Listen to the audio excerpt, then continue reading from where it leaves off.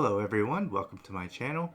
I'm continuing my discussion on optimized starter decks for deck limited battles, and in this video I'm going to be taking a look at the green starter deck featuring Eustass Captain Kidd as the leader card. I chose to use this starter at the only super pre-release I was able to attend, and I ended up going 3-1, losing a close match in the final round. So sadly I did miss out on the Trophy Luffy card that they were handing out to the winner, but I had a lot of fun and it was a well-earned victory for my opponent.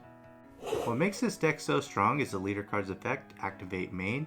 Rest 3 Dawn and discard a card from your hand to switch this leader to active.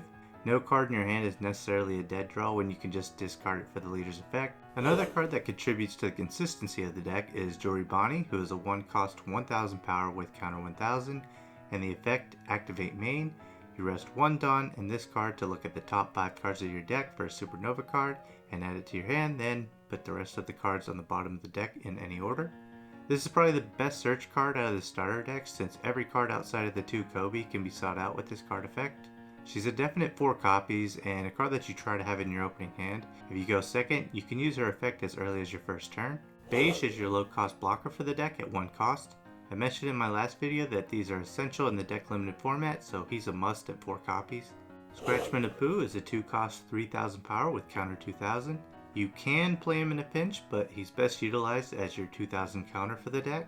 He does have an interesting effect, Dawn times 1 when attacking.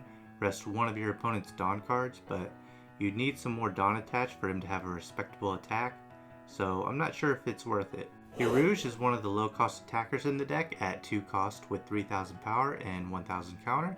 The card's effect is Dawn times 1. If you have 3 or more characters, this card gains plus 2000. I've honestly been pretty underwhelmed by this card overall in my personal testing, hence why I have him at 2. It's an easy target for cards that bounce or pop characters from the field, and the ability is dependent on having 3 characters as well as a Dawn attached. 3 characters on board usually isn't too difficult, but this card is almost unusable in a matchup against the Blue Crocodile starter deck, so that's why I decided to just play 2.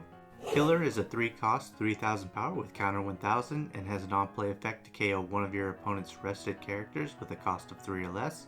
This is one of my favorite cards in the green starter deck because it's a great removal card. I play 4 of this not only because it's so good, but it also increases my odds of activating his trigger, which allows you to play this card right away. Killer also combos well with the Straw Sword event that I'll discuss later. The 3-cost Kidd promo has 4000 power and counter 1000 with the effect Dawn times 2. This character gains double attack, meaning your opponent would take 2 damage to the life with a successful attack. It sounds pretty good, but this is often a card that your opponent will most likely try to counter and kill on sight. Even if you don't get a successful attack through, it's a card your opponent will have to deal with, so it's a good distraction if nothing else. Kobe is a vanilla 4-cost 6000 power with counter 1000. He's the only card in the deck that I recommend who is not searchable off of Bonnie, but I do think he's a nice inclusion because the 4 cost avoids some low level character removal, and 6000 power is a good base. After some testing, I decided to split Rouge and Kobe at 2 apiece. I think they play similar roles in the deck as they have roughly the same power, and they're both additional plus 1000 counters. Rouge is lower cost, but Kobe is less reliant on board state and a Dawn attachment. X-Drake is a fantastic card to have 4 copies of in the deck. He's a 4-cost 5000 power with counter 1000, and his effect Dawn times 1 during your turn. If this character is rested, give your leader or characters with the Marines or Supernovas type plus 1000. This card boosts the power of every character card in the deck while making for a solid attacker himself, so he's a problem that your opponent is going to want to deal with whenever he's on the board. I play 3 Basil Hawkins. He's a 5-cost 6000 power with the effect Dawn times 1. After this character battles with an opposing character, set this card to active. Similar to our leader card, Hawkins has the ability to swing twice, but in this case he has to target a character card first. There is a ruling to be aware of when facing the blue deck. If your opponent blocks with a Law, then activates the Thrust Pad Cannon to put him back to hand, Hawkins doesn't get to restand, so that's just something I wanted to mention. He's a powerful card for green, and you should see him often enough at 3, especially considering he can be searched off of Bonnie. The 5-cost Trafalgar Law has 6000 power with counter 1000, and an on-play effect to switch one of your rested Supernova or Heart Pirate type character cards to active with a cost of 5 or less. Another amazing card for this deck that combos well with attackers. I think Law is a card you definitely want to play 4 of because you can pull off plays that might catch your opponent off guard. and I think any card in this deck that allows you to string more attacks will contribute to wins. 7 cost Eustass Kid has 7,000 power with the blocker effect, and an additional effect, Dawn times 1, at the end of your turn set this card as active. So once again guys, there are no bad Eustass Kid cards. Out of the starter decks, this is the highest blocker, and to be able to attack with 7,000 power or more and then restand so that you can block during your opponent's turn is just crazy good.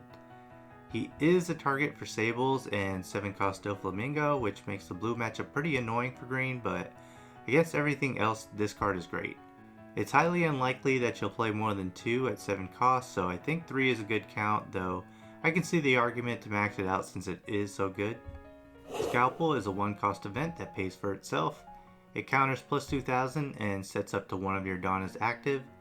It's basically like having a counter 2,000 character card in your hand, only you need the initial Dawn to use it.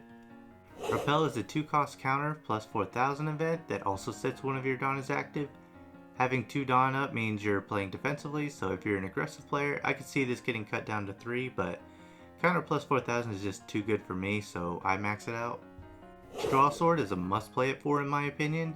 For 2 costs, you rest one of your opponent's characters. This is a good way to get around blockers or target an active card that could threaten you next turn. As I mentioned earlier, this card combos well with Killer because if you rest a 3 cost or less, you can then use Killer's on play effect to KO them. I've been in several situations where this card is the difference when closing out a game, so I believe 4 is the play. It does have a trigger as well, though I haven't used it very often. The trigger reads, play up to 1 Supernovas type card with a cost of 2 or less from your hand. There are rare occasions where I think this could come in handy, like if your beige gets bounced back to your hand and your opponent triggers this attacking your leader, you can simply play the beige back down and that could possibly save you from losing.